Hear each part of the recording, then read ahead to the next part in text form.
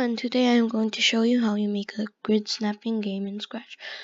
So what I have right now is basically quick thing, and then like this is what we're trying to fix right now. It like snaps to like a grid. You can imagine it like a grid, and right now it doesn't exactly do that. So yeah, I have two costumes. So let's just say it's 16 by 16, even though it says it's 15 by 16. So this is what, it's very short and easy, but not very useful.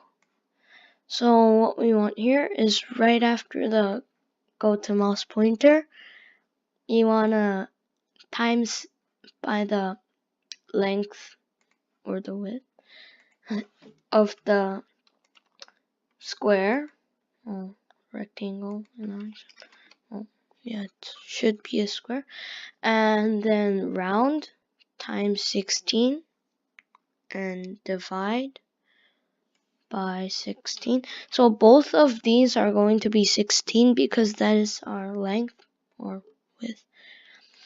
And then we're going to put an X position here, duplicate it, and Y position, because yeah, it's Y and X, so that doesn't make sense if it's the other way around.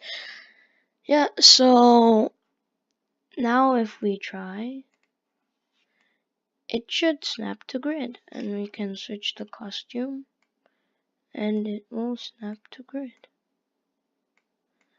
Yeah, anyways, so clear. And lots of games have backgrounds that are just repeated, and it just keeps repeating the same block. So you can fill the whole back with your sprite, and I already did that, and I have it here. And then just right click and save picture of stage. Okay. Here's the backdrop. So here we have it, a different one, I believe, but still it's similar and we can still use it. So if we see here, it's really cool. This is different, but it looks good, and you can use it in other games to like make the background.